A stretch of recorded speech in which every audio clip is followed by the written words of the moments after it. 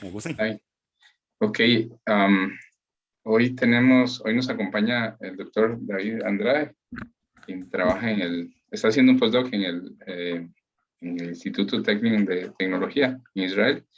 Am, el doctor Andrade estudió matemáticas en la Universidad Nacional de Colombia, en Bogotá. Ahí hizo el pregrado y la maestría, y luego hizo el doctorado y un primer postdoc en INPA, en Brasil, bajo la supervisión de André Nashville. Y hoy nos va a hablar sobre, ¿cómo digo eso en español? Predicción de freak waves, de Ah, monstruo. olas monstruo, es como el término en español. Ok, basadas en la ecuación CSY. Muchas gracias. Bueno, no, muchas gracias por la invitación y bueno, comencemos entonces. Eh, sí, el título, Freak Waves, es en inglés, en español se puede llamar ondas monstruo. Y la definición de Wikipedia, como para tener una idea de lo que es, y que es una definición, pues en este caso bastante acertada, es que son olas que son extremadamente altas, que aparecen en la mitad del mar y aparecen de una forma más o menos impredecible, relativamente impredecible, pero aparecen rápido, o sea, aparecen de forma impredecible y de una forma inesperada. Y por ejemplo, o sea, y estamos hablando de olas extremadamente altas que son pues peligrosas para cualquier embarcación o bueno, lo que sea que esté en el mar. Por ejemplo, el primer, la primera evidencia científica, por así decirlo, la primera vez que fue capturada una de estas olas en una medición fue en el año de 1995 y era una ola de unos 25 metros. 25 metros no se pone a pensar, pueden ser, eso es el tamaño de un edificio. Entonces, bueno, imagínense la fuerza que, pues, que una de estas olas tiene, es una gran masa de agua. Y ese es como el tema central de la investigación que estamos haciendo aquí junto con el profesor Michael Stiasny en el Technion y de lo que pues es el tema principal de este proyecto. Entonces, básicamente lo que estamos estudiando, o sea, lo que queremos hacer es lo siguiente. Queremos explicar o queremos saber qué se puede decir sobre freak waves, en particular si se puede, por ejemplo, cosas como predecir, se puede calcular la probabilidad de que ocurra uno de estos eventos o cosas de ese estilo. Y básicamente lo que, pues, lo que hemos encontrado es que todo se debe a un cierto proceso de inestabilidad. Entonces, lo que tenemos así a grosso modo es un sistema dinámico, tenemos unas ciertas soluciones que son soluciones de equilibrio, pero ese equilibrio es inestable. Eso quiere decir que si uno coloca pequeñas perturbaciones, pues uno destruye el equilibrio y la idea es que es en esos casos que, pues, que se genera este tipo de oleaje. Pero bueno, entremos a los detalles, porque lo que pasa cuando uno estudia, bueno, esta rama de investigación que se llama en general ondas acuáticas o cualquier cosa relacionada con fluidos, es que las ecuaciones de fluidos son deterministas. ¿Eso qué significa? Pues que uno requiere condiciones iniciales para poder hacer alguna predicción. El problema es que si pensamos desde el punto de vista del mar, que es lo que nos interesa, el océano en toda su extensión, por ejemplo, vamos a pensar el Pacífico, una cosa así, ¿qué significa tener condiciones iniciales? Significa pues que conocemos en algún momento o sea, cómo es la superficie del océano en toda su extensión, porque pues eso es esencialmente lo que se necesita si uno quiere, por ejemplo, utilizar, no sé, Navier-Stokes, ecuaciones de Euler o cualquier otra cosa por el estilo. Pero pues justamente esa información no la tenemos, o sea, nadie sabe exactamente cómo es la superficie del océano. Y bueno, primer problema, ¿no? ¿Qué hacemos en ese caso? Entonces, el enfoque que vamos a tomar es el siguiente. Vamos a considerar un modelo hidrodinámico que se llama la ecuación de Sajárov, que es esta ecuación que aparece acá. Es una ecuación un poquito complicada, pero Lo importante es que esta es una simplificación de las ecuaciones de Euler, pero tiene el mismo problema que ya les dije, es una ecuación determinista, o sea, para poder utilizar esta ecuación, una cosa como estas, para hacer alguna predicción, uno requiere condiciones iniciales. Y entonces lo que queremos hacer para librarnos de ese problema es decir, bueno, está bien, no sabemos cuáles son las condiciones iniciales, pero entonces supongamos que no las conocemos, o sea, no conocemos exactamente cómo es la superficie del océano, pero sí cómo se comporta de una forma estadística. Entonces, la idea es, supongamos que podemos describir inicialmente ciertas propiedades, ciertos promedios de las olas que tenemos, y comenzando con eso, bueno, ¿qué podemos decir en un tiempo futuro? Eso es lo que queremos hacer. Entonces, aquí para aclarar un poco las cosas, todo lo que les voy a presentar va a ser en un contexto discreto, simplemente porque es la forma, o sea, es la forma como pues yo puedo colocar las cosas en el computador pues para calcular cosas y mostrarles resultados un poco más adelante. Y bueno, eso primero que tenemos aquí sería la superficie libre, o sea, sería la superficie del océano. Y esto aquí simplemente nos está diciendo, la superficie no es más que una superposición, o sea, es una serie de Fourier, ¿no? Es simplemente una suma de exponenciales. Tienen una amplitud que sería este BJ, que es un número complejo, entonces controla la amplitud y la fase. Y ese BJ es justamente lo que si yo quiero saber cómo hacer en el futuro es lo que satisface esta ecuación de Sajárov. O sea, yo no estoy calculando la evolución de la onda directamente, lo que estoy haciendo es calculando la evolución de su serie de Fourier, digámoslo así. Bueno, hablando de Fourier, esto aquí implícitamente lo que significa también es que estamos asumiendo que, pues, que el mar es infinito o, bueno, o que es periódico, pero el periodo es extremadamente largo, no hay costas, no hay nada por el estilo.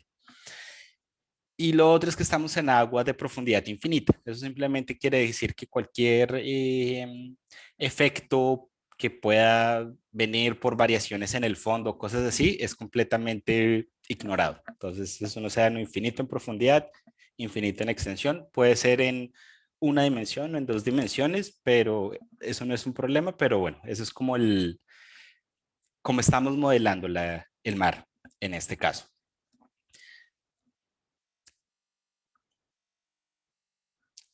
Y entonces, la ecuación de CSI o CSY, en realidad ese fue un nombre que nosotros colocamos porque eso fue una ecuación que fue derivada por Crawford, Saffman and Ewen en 1980, o sea, hace un poco más de 40 años. Y simplemente lo que dice es lo siguiente, nosotros estamos asumiendo que las condiciones iniciales son estadísticas y que en cualquier tiempo futuro lo que vamos es a mirar es a las estadísticas, o sea, variables aleatorias o cosas por el estilo. Entonces lo que esta ecuación dice es lo siguiente es, bueno, supongamos que vamos a trabajar siempre bajo una hipótesis de gaussianidad. ¿Eso qué significa? Que eh, todas las variables aleatorias que vamos a considerar vamos a suponer que son normales, con media cero y con una cierta varianza. Entonces, como estas B's, que son las componentes de Fourier de la superficie libre, es lo que asumimos que es aleatorio, entonces simplemente miramos a la matriz de correlación. Este paréntesis angular es como estamos denotando al valor esperado. Entonces, esto es simplemente la correlación entre la amplitud del modo de Fourier y con la amplitud del módulo de Fourier J. La estrella simplemente significa conjugar porque estamos en el caso complejo. Y lo que ellos derivaron fue una ecuación que nos dice, ok, bueno, ¿cómo cambia esa matriz de correlación? Estoy hablando de matriz de correlación y no de función de correlación porque de entrada estoy suponiendo que todo es finito. Entonces puedo pensar que todo es como si fuera una gran variable, un gran vector aleatorio con distribución normal.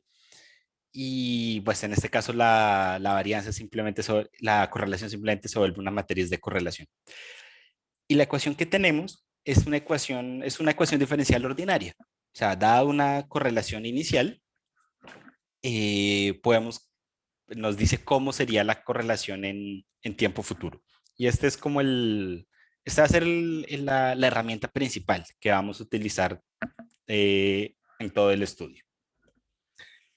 Entonces, hay un concepto aquí bastante importante que tiene que ver con, pues en general con procesos estocásticos y estadística, que, bueno, y que es un proceso, es un término que se conoce como homogeneidad o es más común llamado la propiedad de ser estacionario. Entonces, ¿qué significa, por ejemplo, que un proceso aleatorio sea estacionario? Simplemente significa que si tú estás mirando, por ejemplo, las estadísticas en una ventana de tiempo, esas estadísticas son invariantes por translación. Lo que pasa es que aquí no estamos pensando que, o sea, lo que nuestro proceso estocástico, por así decirlo, su variable no es el tiempo, sino es el espacio. Entonces, por eso hablamos de translaciones es en espacio y no en tiempo, y por eso le cambiamos el nombre, por eso cambia el nombre de estacionario a homogéneo. Entonces, aquí la hipótesis importante de fondo es que la superficie libre, que bueno, que sería una cosa aleatoria, es aleatoria, pero es homogénea. O sea, si yo miro una porción del océano y calculo, por ejemplo, ahí, no sé, la amplitud media de las olas o lo que sea, esa información no cambia si yo, esa ventana donde yo estoy midiendo, la traslado de un lugar a otro, no importa cuánto la traslade. Las estadísticas, desde el punto de vista de las estadísticas que puedo obtener, no hay ninguna diferencia. Todas deberían resultar en lo mismo.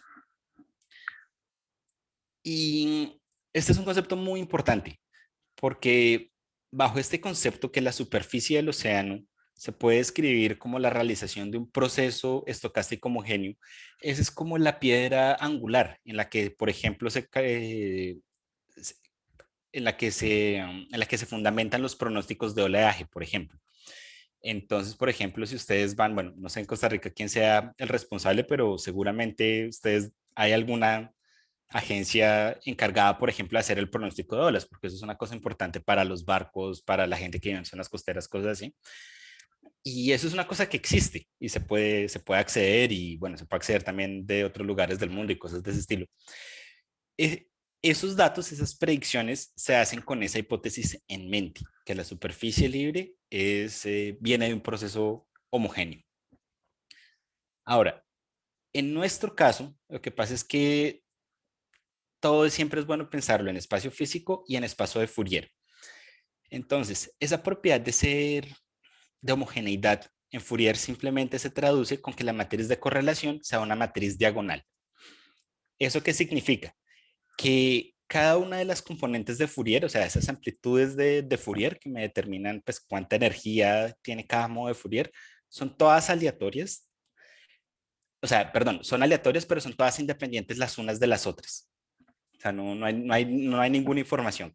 Todo está completamente, o sea, es como el peor caso. No tengo información. Todo es completamente independiente.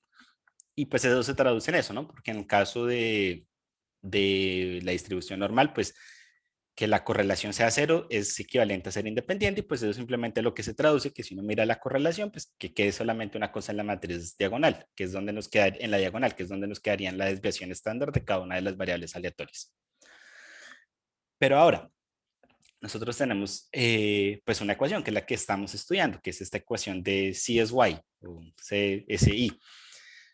Y bueno, ¿qué pasa si colocamos una matriz diagonal como condición inicial? Pues bueno, sorpresa, no pasa nada. Es una solución trivial de nuestra ecuación diferencial. Esa diagonal que aparece en la matriz de correlación y que si es homogéneo no pasa nada, tiene un nombre y es lo que se llama el espectro de las ondas. Es esta CJ que aparece acá. Eso es lo que, esa función, que bueno, en este caso es discreto porque todo es discreto, o sea, este vector, es es lo que vamos a llamar el espectro. ¿Y qué pasa? Que eh, de, un, de un proceso homogéneo resulta que lo conocemos todo. Bueno, no todo, pero tenemos bastante información. Entonces, por ejemplo, si uno mirara bajo esta hipótesis, ¿no? Que la matriz de correlación es diagonal, si uno mirara a la superficie libre, resulta que esa superficie libre tiene varianza constante.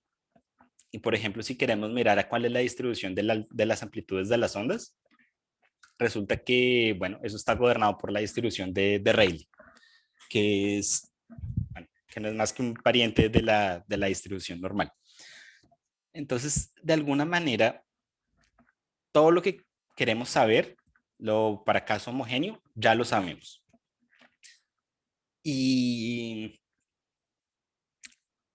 de nuevo, es bien importante tener en cuenta eso, que la razón por la que estas olas monstruos son, bueno, una de las razones por las que son un peligro, es porque los pronósticos de ola que existen no las pueden predecir, y no las pueden predecir justamente por eso, porque ellos están bien amarrados a esa idea de que la superficie libre viene de un proceso homogéneo. Y resulta que, bueno, el enfoque que le estamos dando aquí es que justamente este tipo de olas raras, de olas monstruo que aparecen, que se han reportado por ahí, tal vez vengan de procesos que no son homogéneos. Y la razón es que estas olas monstruo pasan mucho, son raras, pero pasan mucho más de lo que uno se imagina. Entonces, por eso la idea en insistir en hacer este énfasis entre lo que sería un proceso homogéneo y un proceso no homogéneo. Y justamente un proceso no homogéneo, que sería un proceso que tiene, bueno, en este caso, que su matriz de correlación es no diagonal, es justamente una cosa que podemos trabajar con nuestra ecuación de CSI, y por eso el interés. Entonces, ¿qué es lo primero que hicimos? Sabemos que si tenemos una matriz diagonal, que es la que viene dada por el espectro, no pasa nada. Entonces la idea es, bueno, vamos a colocarle una pequeña perturbación y vamos a ver qué sucede. Entonces colocamos una pequeña perturbación y linearizamos la ecuación. Y llegamos a esta ecuación de aquí abajo que nos dice cómo sería la evolución de esa pequeña perturbación. ¿Y qué pasa?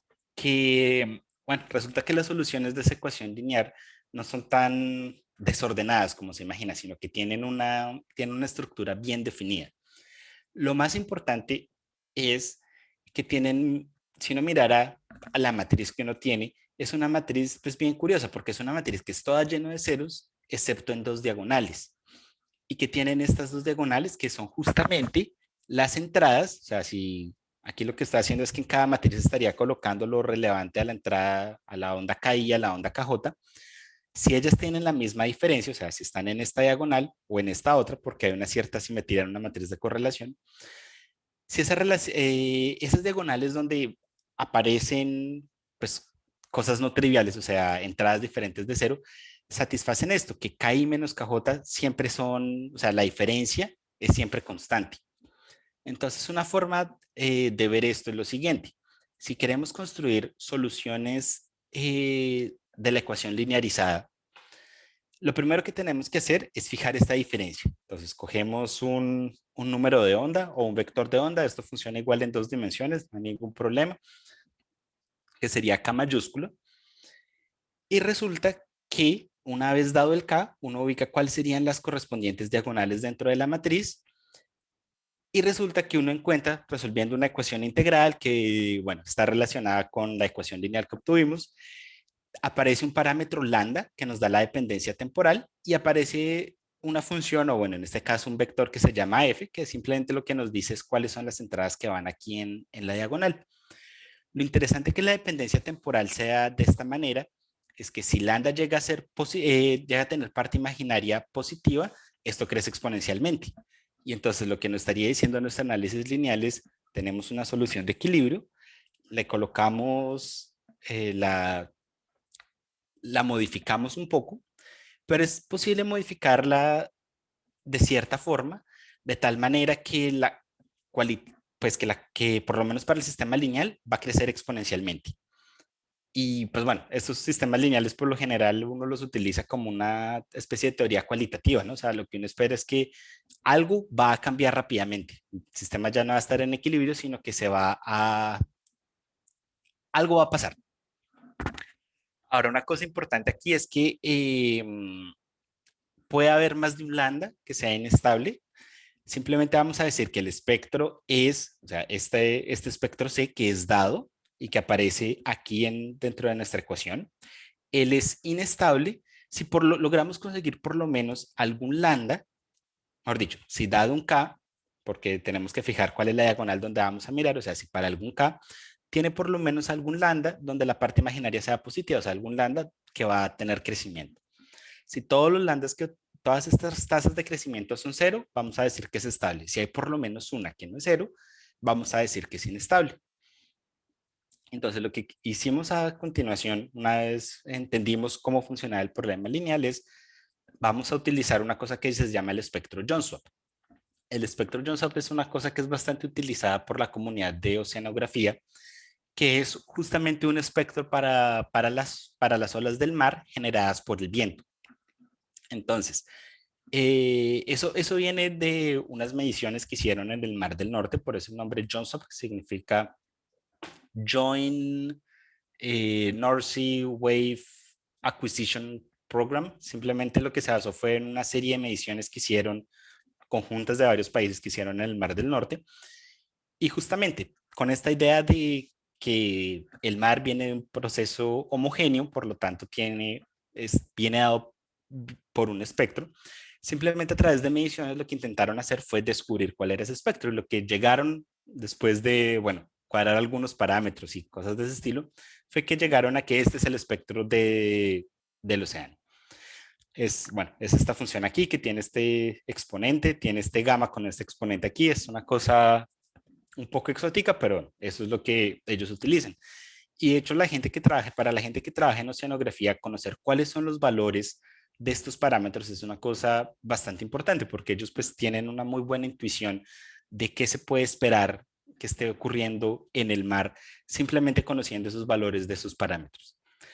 Aquí lo que vamos a hacer es que vamos a fijar el Kp, que significa el peak wave, como 1. El peak wave simplemente significa que la onda como más representativa tendría número de onda 1, o sea, tendría una oscilación por unidad de longitud. En este caso, la unidad de longitud es un metro. Este parámetro sigma que aparece aquí, este también tiene un valor relativamente estándar, que es más o menos 0.08. Algunas personas ponen 0.07, pero bueno, es un valor relativamente estándar que todo el mundo utiliza. Y lo que vamos a dejar libres son al alfa y al gamma. ¿Por qué? El alfa simplemente nos da como una idea de qué tanta energía hay. Si el alfa es muy alto, quiere decir que hay mucha energía siendo transportada por esas olas. Y el gamma lo que nos da es una especie de información sobre la forma del espectro. Cuando el gamma es 1, el espectro es ancho. O sea, esto es como, se ve como si fuera una montañita. Entonces, cuando gamma es 1, la montaña es muy ancha. Cuando el gamma es grande, grande para los oceanógrafos es 3. Nosotros vamos a utilizar un poquito más de 3, pero bueno, ya de 3 en adelante se ve. Simplemente la montaña está bien concentrada alrededor del número Kp. Y en ese caso se dice que el espectro es de banda corta, mientras que cuando es 1 se dice que es de banda ancha. ¿Y qué hicimos con este espectro? Pues bueno, simplemente quisimos ver para qué parámetros de alfa y de gamma, o sea, para qué forma del espectro tenemos inestabilidad o no. Entonces, esta figura que tenemos aquí en la izquierda simplemente nos está dando la mayor tasa de crecimiento que logramos encontrar. O sea, estamos en el plano alfa gamma, o sea, cada puntico sería un espectro diferente. Y entonces, mientras estemos aquí dentro de las curvas rojas, estamos en la región de inestabilidad. ¿Qué significa? Que hay por lo menos una onda, aquí tenemos el número de onda, con la cual podemos cocinar una especie de perturbación no homogénea que según el modelo lineal va a crecer y lo que estamos aquí son las curvas de nivel de esa tasa de crecimiento. Las curvas que nosotros calculamos fueron las rojas, las azules las habían calculado con otro modelo, era para comparar. Lo importante aquí son las curvas rojas. Esto nos dice qué tan rápido, qué tan fuerte es la inestabilidad y aquí cuál es el número de onda que es capaz de generar esa inestabilidad. Y bueno, hasta aquí es la parte de la teoría lineal, porque lo que hasta ahora solo hemos trabajado con la parte lineal. Para la parte no lineal, o sea, para ver exactamente qué pasa, pues hay que resolver las ecuaciones. Y bueno, no conocemos soluciones explícitas pues, de la ecuación de CSY, entonces pues tocó utilizar pues método numérico, ¿no? Resolver las ecuaciones numéricamente. Entonces nos vamos a fijar siempre en este caso, no porque tenga nada en particular, pero simplemente tomamos un caso que es con alfa 0.03 y gamma 10, o sea, es un espectro de banda corta. Y lo que vamos a hacer es simplemente vamos a considerar ese espectro vamos a calcular exactamente cuál es esa perturbación que nos da la inestabilidad más alta, pues para ver en el caso más inestable qué es lo que pasa, y la vamos a colocar. Y con esa condición inicial vamos a resolver la ecuación. Y lo que les voy a mostrar, bueno, como no les quiero mostrar una matriz porque es una matriz llena de números complejos, entonces que aparte de todo va cambiando en el tiempo, entonces lo que vamos a hacer es simplemente la voy a promediar en el tiempo como para tener una idea de dónde, dónde, por dónde en promedio anduvo la solución.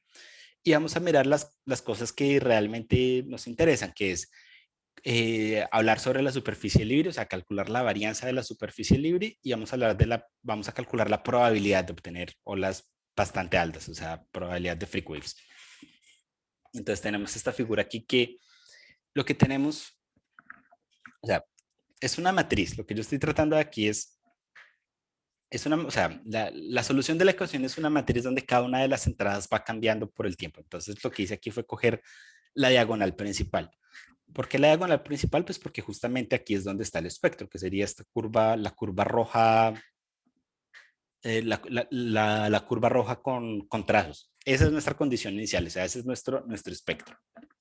Y bueno, está acá. Y esto que tendríamos, la curva azul sería en promedio, un promedio temporal de la solución, o sea, el espectro, o sea, lo que podemos decir aquí es que a medida que el tiempo pasó, cada una de estos punticos empezó a subir y a bajar, pero en promedio ellos oscilaron alrededor de más o menos lo que muestra la curva azul. Ese es como el espíritu. Ahora, este siguiente cuadrito nos muestra el lugar donde colocamos la, la perturbación no homogénea. Y justamente lo que colocamos, que fue calculado a partir de una ecuación integral y bueno, cosas de ese tipo, es esta curva roja. Aquí estoy mostrando es el valor absoluto, porque en realidad todo aquí es, salvo lo que aparece en la diagonal principal, todo es complejo, entonces ese es el valor absoluto. Y de nuevo la misma cosa, la curva azul sería, vimos la evolución temporal, calculamos valor absoluto y promediamos, para simplemente tener una idea de más o menos por dónde a lo largo del tiempo más o menos por dónde anduvo. Y estos otros cuadros que tenemos acá, aquí ya no hay curva roja porque nosotros no colocamos nada.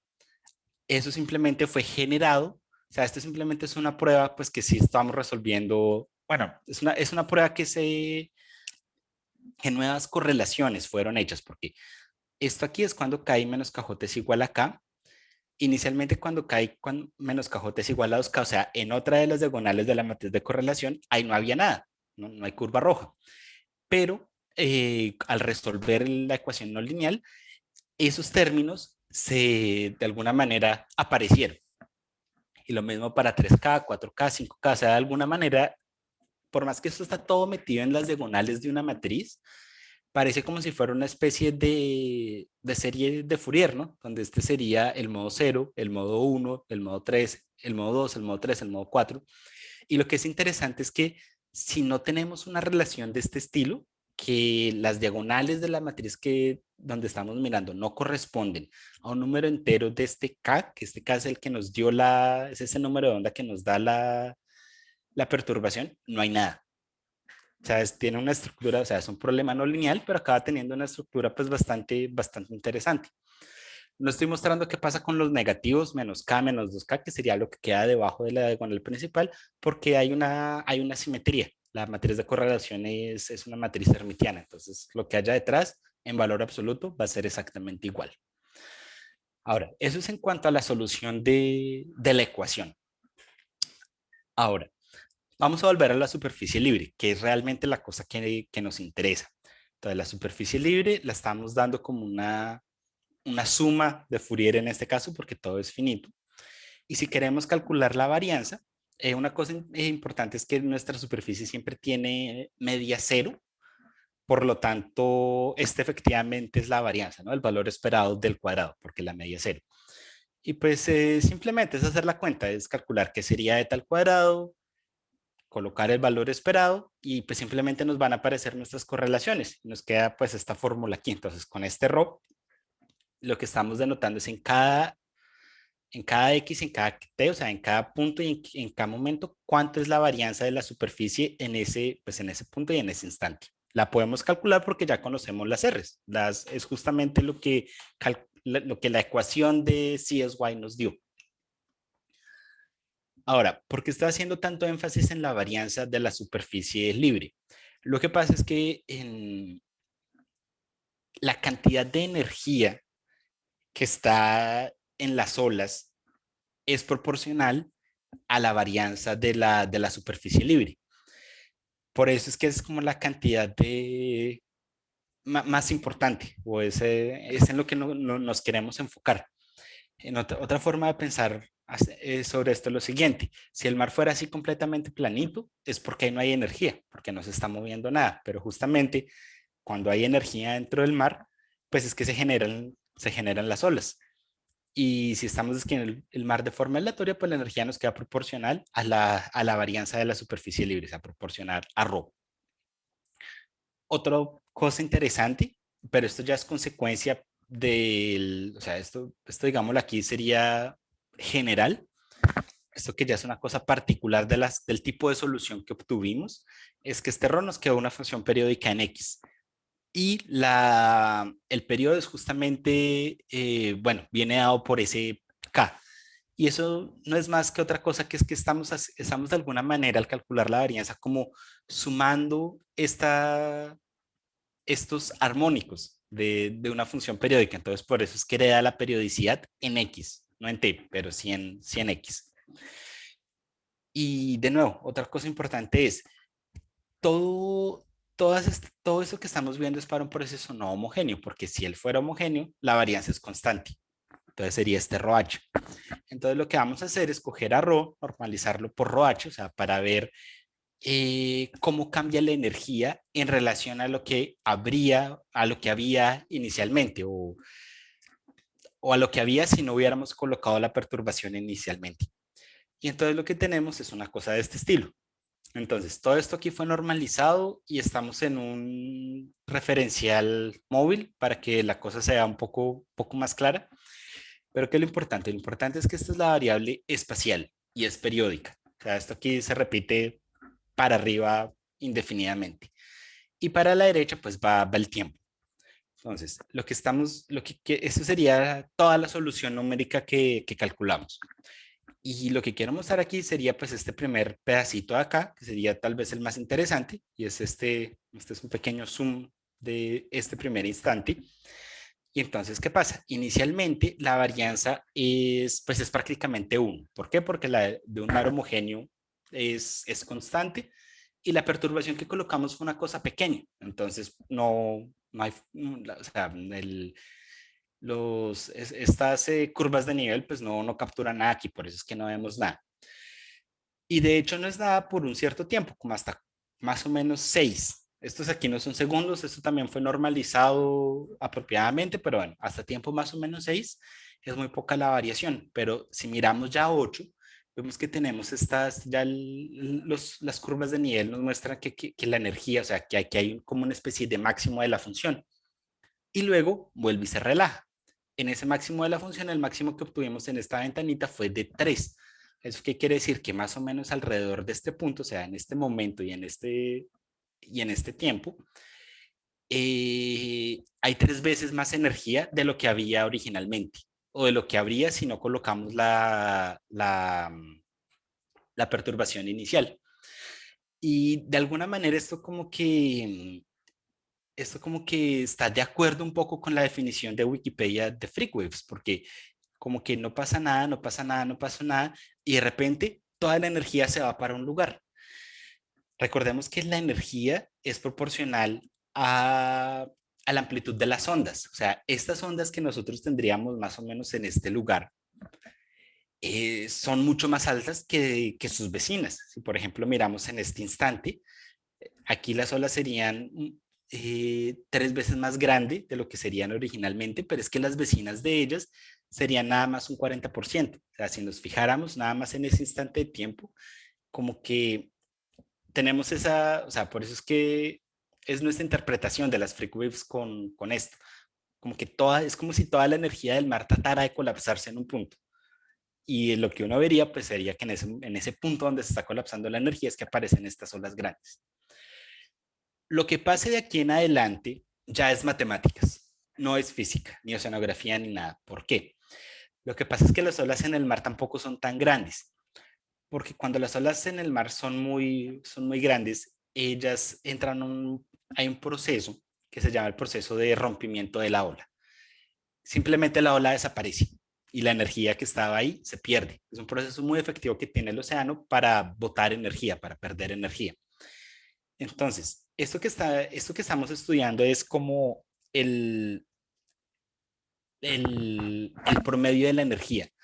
Si lo trasladamos a ondas, probablemente pues en la vida real, las ondas puede que sí se lleguen a generar este tipo de ondas muy altas, pero puede que esas olas se rompan relativamente bastante rápido y que de aquí en adelante lo que tengamos, o sea, todo el resto de la simulación no, no aplique, porque, o sea, se desaparecen las ondas que tenemos. Entonces, esto es lo que la ecuación nos da, pero físicamente tal vez la interpretación física solamente vale hasta este primer momento. Pero bueno, igual, veamos la matemática.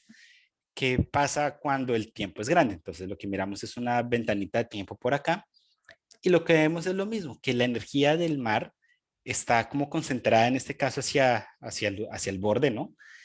Pero en vez de como que el mar se relaja, como que el mar trata de mantener la energía concentrada en este punto para siempre. O sea, como que de alguna manera esta estructura que tenemos aquí como en circulitos se vuelve cada vez más y más una línea recta. ¿Qué pasa en el límite cuando, pues si no tomara el límite, cuando te tiende a infinito o algo así?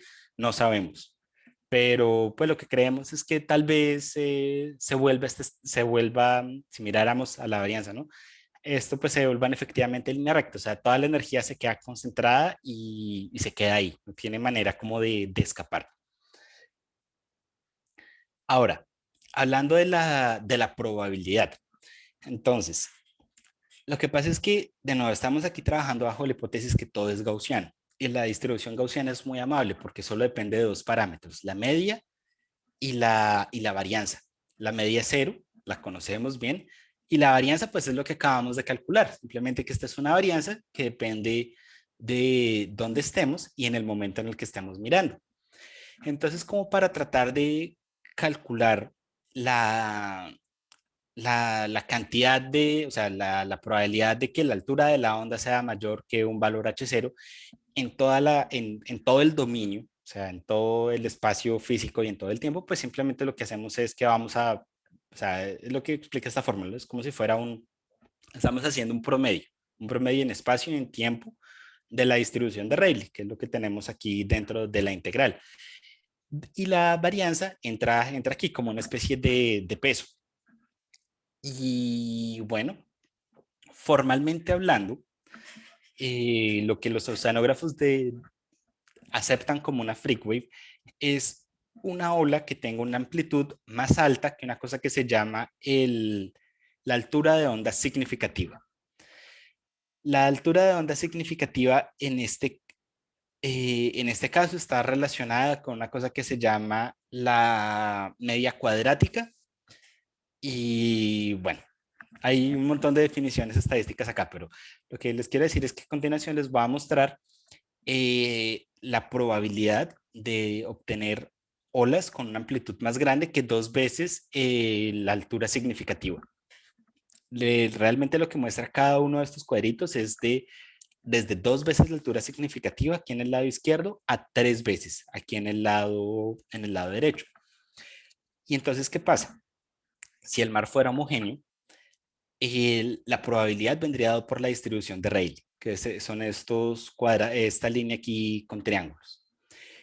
Y lo que obtuvimos, en particular el ejemplo que les he mostrado hasta el momento, que es simplemente la línea amarilla aquí arriba, es lo que nosotros obtenemos utilizando esta varianza que calculamos, que tiene este comportamiento eh, extraño, ¿no? Tiene este comportamiento de tratar de concentrar la energía en un único punto. Y pues bueno, ¿qué nos quiere decir esto? Pues que simplemente la probabilidad de obtener freak waves, si tuviéramos un mar homogéneo, por ejemplo, miráramos nada más durante esa primera ventanita, que es donde donde la solución sería físicamente más plausible, bueno, la probabilidad de obtener olas muy altas ahí es básicamente dos cifras significativas más grande de lo que se espera con la distribución de Rayleigh. La distribución de Rayleigh es realmente la que se utiliza hasta el momento, es la que más se utiliza cuando se habla de este tipo de cosas, como para tener una especie como de idea de cuánto sería la probabilidad de obtener una ola de una cierta altura. Siempre, generalmente es como la distribución con la que todo el mundo compara. Y bueno, lo que muestran nuestros resultados es que si asumiéramos que el mar es no homogéneo, esa probabilidad es muchísima mayor, o sea, es muchísimo más fácil en un mar no homogéneo obtener freak waves, o sea, obtener este tipo de oleaje de lo que originalmente se espera. Ahora, entonces, para cerrar este pedazo, que es como el más pesado de esta charla, ¿qué es lo que hemos hecho? Tenemos nuestras olas que son aleatorias. Ellas vienen descritas por una cosa que se llama el espectro, que es la diagonal de la matriz de correlación. Y lo que hicimos fue que utilizamos el que los oceanógrafos utilizan, que se llama el Spectrum Joseph, y descubrimos que es inestable. O sea, hay ciertos valores de gamma y alfa que lo hacen inestable. ¿Qué sucede? Que si activamos la inestabilidad, o sea, colocamos esa perturbación inicial específica que sabemos que va a hacer que el sistema no esté más en equilibrio, y miramos algo, por ejemplo, como la energía, pues tenemos ese comportamiento. De hecho, ese comportamiento que les describí parece ser bastante típico, es como lo que más o menos siempre encontramos en nuestras simulaciones, y es que la energía tiende a concentrarse en ciertos puntos. Y pues la idea físicamente hablando sería que en esos puntos es donde se generan esas olas muy altas. Y si miramos a la probabilidad, las probabilidades nos dicen que en general es más probable encontrar este tipo de olas monstruo de lo que pues de lo que uno esperaría si el mar fuera homogéneo o si no hubiéramos colocado la perturbación. Pero ahora, hay una pregunta pues bien importante aquí, que no sé, yo creo que a veces como uno como matemático uno no piensa mucho en estas cosas porque ya o sea, la historia matemática ya la contamos. Es una inestabilidad que se activa. Pero la pregunta es, volviendo un poco como a la física y a la sonografía de todas estas cosas, es qué proceso que puede activar o sea, en la naturaleza, qué genera esas perturbaciones no homogéneas en la naturaleza. Y, o sea, ¿será que es un artificio de nuestra ecuación? Que es que al linearizarla podemos hacer eso. ¿Será que porque cortamos algo? ¿Será que hay algo en la naturaleza que realmente o sea, pueda generar esto? Algo en la naturaleza que realmente nos permite explicar por qué de vez en cuando se obtienen estas olas tan raras. Y bueno, la respuesta que tenemos es obviamente una respuesta parcial, es una pregunta bastante general, yo creo que bastante difícil de atacar. Y en realidad, más que respuestas parciales, yo diría que son más como dos ideas que pueden ser exploradas, pero que aparentemente funcionan. Una es utilizando una cosa que se llama bound waves, y la otra es mirar una cosa que serían obstáculos. Entonces, bueno, la idea, la idea aquí que tuvimos fue la siguiente. Supongamos que estamos, no sé, estamos en el Caribe, por ejemplo, y hay una tormenta o lo que sea, y el viento de esa tormenta generó olas, y esas olas que generó el viento, pues las podemos describir a través, por ejemplo, de algún espectro. Por ejemplo, algún espectro inestable como el que mostré anteriormente. Pero bueno, ¿qué tal si aparte de esas olas colocamos lo que se conoce en el mundo de la oceanografía como un swell? Esto es una palabra que no es fácil de traducir al español porque, bueno, no, que yo sepa, no tiene una traducción así muy estándar. Hay gente que lo llama un mar de fondo o cosas así. Simplemente pensemos que tenemos en una región, tenemos nuestras olas generadas por el viento, y simplemente tenemos una tercera ola, o perdón, una ola diferente, que va a ser esta BL, que va a ser una ola muy larga, o sea, con una longitud de onda muy larga, que simplemente está viajando por el océano y pasa por donde está, por donde está nuestra zona de tormenta. Y para ser más claro que, o sea, que es una cosa, o sea, es una ola adicional, es una ola externa que estamos colocando, pues entonces vamos a escribirlo así. Nuestras olas generadas por el viento y le vamos a colocar esta ola adicional. Vamos a suponer de nuevo que las olas en el viento son aleatorias y todo más, que tienen un espectro, pa. Pero ¿qué pasa? Que es que en el mar, cuando uno tiene varias ondas en el mar, resulta que ellas cambian de forma. Y ellas cambian de forma dependiendo o sea, dependiendo de las otras olas que haya en ese momento, de las otras olas que haya en el mar. Entonces, el hecho que nosotros colocáramos una onda adicional significa que también hay o sea, todas estas olas generadas por el viento van a cambiar de forma y van a cambiar de forma debido justamente a esta onda larga. Esta onda larga también va a cambiar de forma, pero lo que va a ser bien significativo es cómo estas olas cortas, que son estas generadas por el viento, van a cambiar. Y lo que mide ese cambio que se debe a la interacción de otras olas es lo que se conoce como bound waves en inglés, o otro término que utilizan algunos son olas esclavas, porque dependen justamente de que hayan otras olas en el mar para, pues, para que ellas aparezcan.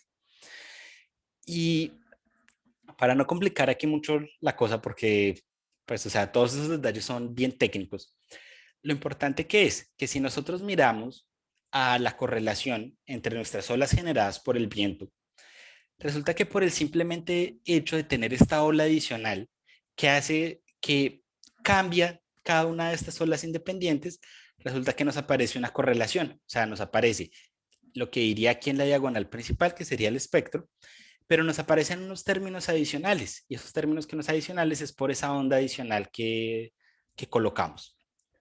Entonces, escribiendo todo esto que está acá de forma más compacta, resulta que este mecanismo acaba generando una cosa que podemos escribir de esta manera. Y lo importante es que aquí es resaltar que de alguna manera lo que nos está construyendo es una especie de solución de la ecuación linearizada. Entonces, lo interesante es que aquí no estamos resolviendo la ecuación linearizada, estamos utilizando un tipo de proceso diferente, un tipo de proceso típico de las ondas acuáticas, que son cómo cambian de forma en presencia de otras. Y al tomar unos ciertos promedios y ciertas desviaciones estándar ahí adecuadas, ¡pum!, acabamos con una cosa que parece ser una solución de la ecuación lineal. Entonces lo que hicimos fue, bueno, ¿qué pasa si la colocamos en nuestro solver de la ecuación no lineal para ver qué pasa? Y bueno, vayamos directamente a los resultados. Entonces, esto que tenemos aquí, lo que hicimos fue que utilizamos, como ahora, mejor dicho, como lo que estamos utilizando ahora es una onda externa, pues entonces utilizamos diferentes ondas externas. Esto aquí nos está dando el número de ondas de esas ondas externas. O sea, entre más pequeño, quiere decir que la ola que estamos utilizando es extremadamente larga. Para tener una idea, el espectro de las olas que estamos en consideración, el oleaje medio sería más o menos era de casi de medio metro de medio metro a un metro, o sea, o sea, el tamaño medio de una ola sería unos 60 centímetros, póngale. El tamaño, el tamaño de estas olas que estamos utilizando, estas son olas que en longitud son muy altas, pero en amplitud logramos utilizar cosas de milímetros, o sea, ondas relativamente extremadamente pequeñas que uno creería que no afectan. Pero, oh sorpresa, con este proceso de considerar cómo entre ellas son distorsionadas, la cosa cambia. Entonces, esto aquí sería el espectro, entonces, o sería el espectro. Entonces, de nuevo, si no colocamos esa onda adicional, nada cambia. Y si miramos aquí el espectro, lo que vemos es que se demora un gran tiempo, como en este caso, como hasta 45 más o menos, donde no pasa nada, o sea, básicamente no vemos el efecto, pero de repente cambia, de repente ya no tenemos una cosa aquí toda concentrada alrededor de uno, sino como que la forma del espectro como que bueno, se vuelve un poco desordenada, pero lo importante es que o sea, una cosa técnica aquí, si uno mirara la integral, aquí en cada tiempo, la integral es la misma. Simplemente entonces lo que estamos viendo es que la cosa se está como distribuyendo. Y lo mismo pasa en todos los casos, salvo en este bueno, que lo que cambia es mínimo. Y si miramos a la varianza, que sería la cantidad de energía en promedio que tenemos en el mar, tenemos exactamente el mismo resultado. La varianza es periódica, el periodo es proporcional a la ola con la que utilizamos para perturbar el sistema. Entonces, si utilizamos una onda larga, el periodo que obtenemos es mucho mayor. Y bueno, salvo estos casos acá, que son los más extraños, porque o sea, la varianza en este caso como que tiene realmente no sabemos mucho qué decir en este caso. O sea, sí hay puntos donde la varianza llega a tener unos valores gigantescos de hasta 5 veces lo que tendría originalmente. O sea, hay 5 veces más energía en un solo punto que en todo el resto. Tiene pues una forma bastante como caótica, como bastante más turbulenta. Para otras olas que utilizamos, ya la cosa vuelve como a su forma típica. Su forma típica es como a través de estos ciclos que se repiten y pues que si uno mira qué pasa a lo largo del tiempo es como si estos ciclos se van pegando y por eso es que como les mostré anteriormente es como que si la energía se quedara concentrada en un solo lugar. Ahora, si miramos a la probabilidad, las probabilidades de obtener frequencies, o sea, más grandes que 2 veces la altura de onda significativa, la probabilidad también crece muchísimo. Por ejemplo, si miramos estos que eran los casos más inestables, pasa de 3 olas en 10.000 a 8 olas en 1.000. O sea, es bastante. O sea, aquí sí es probable que, por ejemplo, que con mediciones o cosas así se puedan obtener este tipo de olas. Aquí sería bastante improbable. Habría que esperar muchísimo más. Y si miramos a olas extremadamente altas, más grandes que 3 veces la altura de onda significativa, según la distribución de Rayleigh, esas olas casi que no existen. O sea, 10 a la menos 8 es muy pequeño. Pero, por ejemplo, en los casos más inestables llegamos a que no. Esas son o sea, la probabilidad de obtenerlas es pequeña, pero no es tan pequeña. Es de 4 en 10.000. O sea, bastante improbable, pero no tanto como 10 a la menos 8. Ahora, esa sería como una forma de obtener, es una forma un poco complicada, un poco intrincada más bien, pero es una forma, o sea, tenemos nuestras olas, supongamos que hay una ola, colocamos una ola adicional, dejamos que esas olas actúen entre ellos, o sea, cambien de forma las unas con las otras, y resulta que eso es suficiente para activar la inestabilidad y por lo tanto tener un mar caótico donde es más probable obtener este tipo de ondas extrañas. Sin embargo, pero esto lo descubrimos, pues sí, se puede decir que lo descubrimos recientemente. Hay ejemplos más simples. Por ejemplo, ¿qué pasa si hay una pared? Entonces lo que hicimos fue, bueno, consideremos que estamos en agua de profundidad finita y tenemos una pared que es infinitamente, bueno, suficientemente alta. Y entonces, ¿qué pasa? Pues que cuando las olas llegan, pues ellas son reflejadas por la barrera, ¿no? Pero entonces, ¿qué pasa? Lo que pasa es que el problema de reflexión de ondas también lo podemos pensar como un problema en el que tenemos dos olas que las olas son exactamente iguales, que se propagan en direcciones opuestas y que justamente para tener ese efecto de reflexión, que es eventualmente lo que uno ve cuando la ola llega a la pared, simplemente lo que pasa es que las olas que atacan la pared, la podemos pensar que son exactamente iguales, tienen la misma, perdón, tienen la misma fase que las olas que viajan en la otra dirección. Esto es de alguna manera lo que se conoce en EDP como el método de las imágenes, que no quiere saber cómo funciona la reflexión por un obstáculo, uno lo que hace es o sea, copiar la condición inicial y bueno, deja el sistema funcionar. Entonces, lo que caímos en cuenta fue que, un momento, el proceso de reflexión también lo podemos describir de esta manera. Y el hecho de tener las mismas fases significa que tenemos correlaciones no triviales iniciales de gratis. Entonces, lo que hicimos fue lo mismo. ¿Qué pasa si no hubiera pared? Bueno, cogemos un mar homogéneo, entonces consideramos varios casos de alfa y gamma. Lo mismo tenemos el espectro Jones-Swap. Y bueno, estos serían los valores si no hubiera pared, pero lo que estamos interesados en qué pasa cuando hay pared. Entonces, de nuevo, si miramos al espectro y aquí tenemos la varianza. En este caso vamos simplemente a mirar la varianza en la pared, o sea, pues porque es el lugar más interesante desde el punto de vista de las aplicaciones. Entonces, ¿qué pasa? Si consideramos, por ejemplo, un espectro de banda relativamente ancho, o sea, cuando este gamma es pequeño, resulta que sorprendentemente no pasa nada, no estábamos esperando esto, pero el espectro no cambia, ni en el tiempo inicial ni en el tiempo final, que es lo que estoy plotando aquí, uno cae encima del otro. Y si uno mira la varianza, o sea, cómo cambia la energía si uno mirar en la pared, resulta que no, es alrededor de uno, que es lo que se esperaría. O sea, no hay ninguna variación inesperada, por así decirlo, en la energía sobre la pared ni en el espectro. Pero bueno, ¿qué pasa si colocamos un poco más de energía? Bueno, resulta que para profundidades relativamente pocas, pequeñas, de 1 y 1.8 metros, no pasa nada. Estos valores los utilizamos porque recientemente publicaron un artículo en Italia donde justamente estaban mirando este tipo de cosas.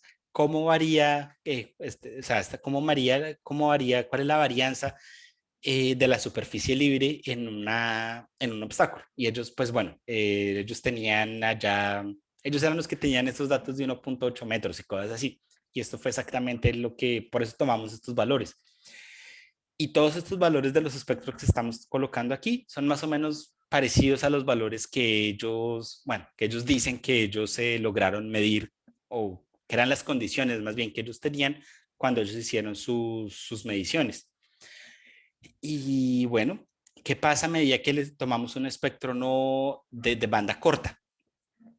Bueno, cuando la profundidad es mayor, resulta que ya empezamos a ver algunas variaciones. Ya, por ejemplo, vemos que la energía en la pared, o sea, la varianza de la superficie libre en la pared, ya no se mantiene alrededor de uno, que es lo esperado, sino que empieza a tener ciertas fluctuaciones.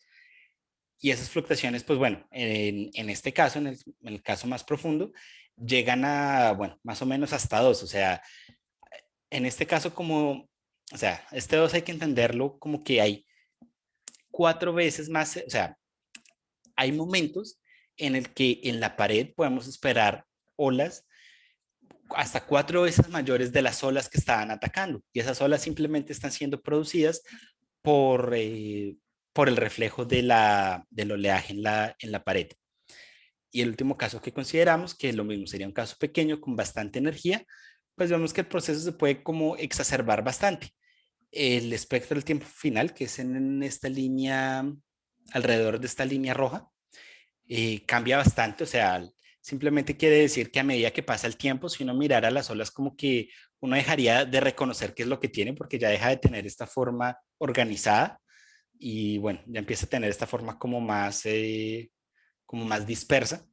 Pero lo más interesante es que si miramos a la varianza, tiene estas oscilaciones muy fuertes, o sea, lo que nos está diciendo es que podemos esperar si las condiciones del mar son las adecuadas, o sea, si estamos en el tipo de régimen de viento que es y todo lo demás para que el gamma 10 este alfa sean valores realistas y estemos en agua relativamente profunda de 10 metros, por ejemplo. Si, por ejemplo, tenemos una pared y, por ejemplo, al otro lado no sé, hay una carretera, cosas así, pues hay que tener cuidado porque cerca de esa pared sí se puede esperar que se generen olas extremadamente altas. Ahora aquí ya para terminar una pequeña, bueno, anécdota triste, pero cuando yo estaba en Brasil, una cosa similar pasó y es que habían inaugurado para los Olímpicos una ciclovía que iba sobre el mar, pero en un lado iba pues al lado de una de las montañas que hay allá, que justamente son montañas bastante empinadas, de alguna manera pueden tener ese papel de reflexión.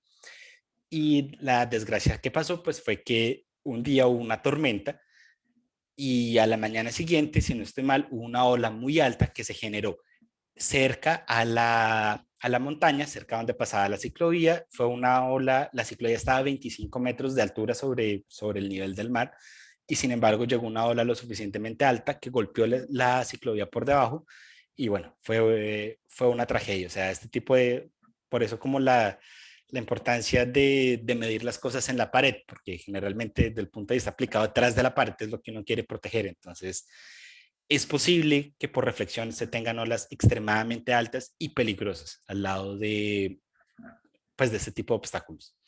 De nuevo, si miramos a la probabilidad de obtener olas extremadamente grandes para aguas profundas y con ciertos tipos de espectro es mucho más de lo que se esperaba. O sea, realmente eso es una señal de alerta. Y bueno, ya para terminar, pues tal vez era el ejemplo más fácil de entender, pero bueno, los puse en el orden en los que se nos han ocurrido, pero las reflexiones también pueden, o sea, el caso de reflexiones también cabe dentro de este tipo de procesos, por así decirlo, no homogéneos. Y en ese tipo de procesos lo que podemos esperar en general es todo, que el mar se comporte de forma más caótica y que las olas que uno pueda esperar sean mucho más altas de lo que hasta el momento se cree que es lo aceptado. Y bueno, muchísimas gracias.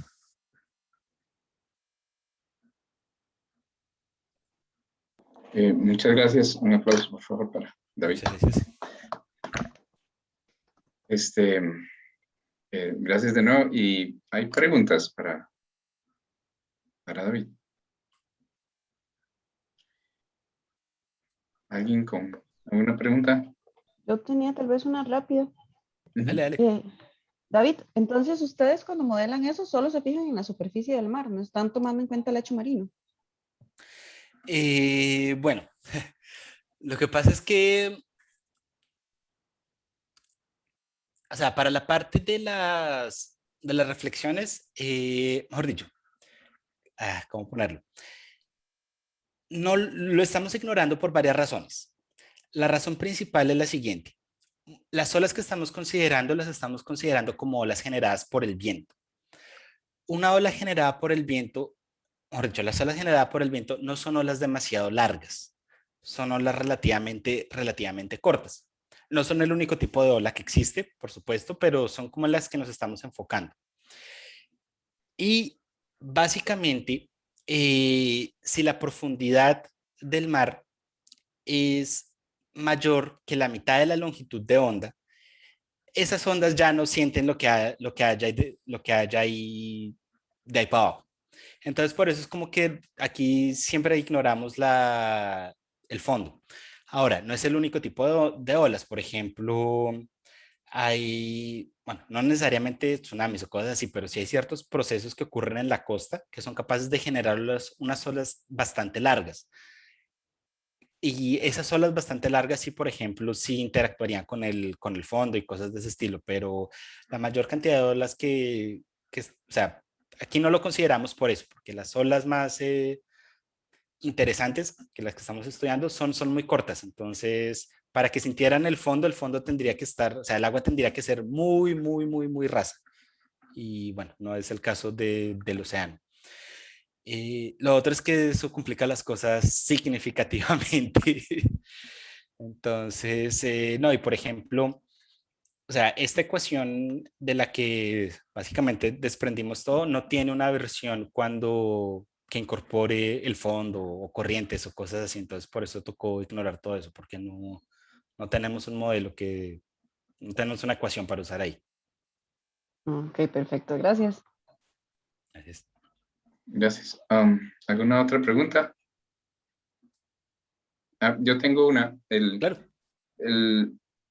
Entiendo que, digamos, las predicciones iniciales, digamos, para luego emplear los métodos numéricos salen del modelo linealizado. La parte de las frecuencias que se van a trabajar o eso. Como para saber cuáles son los regímenes donde deben hacer la simulación donde deben resolver la ecuación CSY. Del modelo lineal. De las R's minúsculas con las que en algún momento mostró. O eso no se usa del todo en... No, a ver,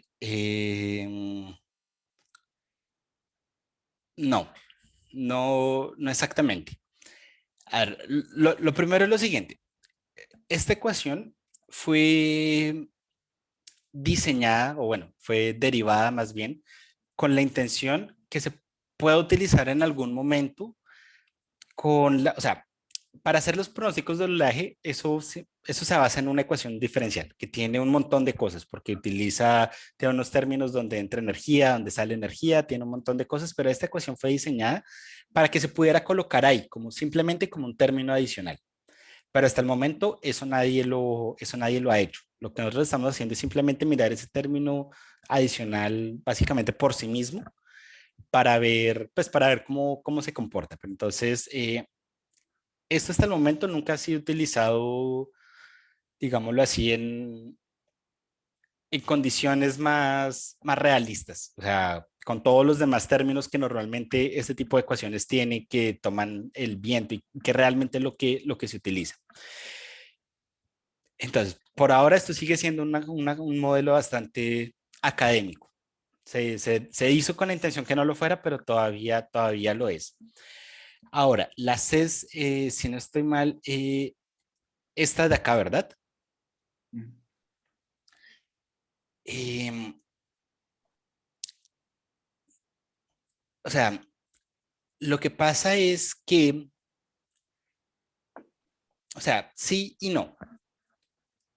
Sí, ¿en qué sentido? Lo que pasa es que cuando uno mira el modelo lineal, una cosa que pasa con el modelo lineal, o sea, cuando uno mira a la transformada de Fourier más exactamente, resulta que los modos de Fourier tienen amplitud constante. Y el cuadrado de esa amplitud constante, o bueno, el valor esperado del cuadrado de esa amplitud constante, es lo que aparece aquí en esta C. Ahora, eso es para el modelo lineal. Lo que pasa en el modelo no lineal es que justamente esas amplitudes cambian con el tiempo y es en general más difícil de calcular. Pero justamente lo que esto nos quiere decir es, no importa que venga del modelo no lineal, porque en promedio, si todo es independiente de todo lo demás, nada va a cambiar. Entonces, no es que esté utilizando un resultado lineal acá, pero sí, si se quisiera utilizar esto, si se quisiera calcular la CES, sí se podría utilizar algún modelo lineal como para aproximarlas inicialmente o algo así. Sí, sí se podría usar. Ok, bueno, muchas gracias. Vale. Ok, entonces, ¿alguna otra pregunta? Si no, sería agradecer de nuevo a David y montones por haber estado con nosotros hoy. No, muchísimo. Yo agradezco mucho que me hayan invitado. Espero la próxima vez, ojalá sea en vivo. En vivo por allá. Sí, claro. Ahí estamos, ahí estamos esperando esa ocasión. Muchas gracias. Y cualquier pregunta así muy técnica sobre el espectro y la función de correlación y eso, profesora Adriana Sánchez es la que sabe eso, teoría ergódica, ella es la especialista, la referencia. Cualquier Pero no en detalle este más complicado contexto. con ella. Pero cualquier detalle técnico con ella. Ah, bueno. Ok.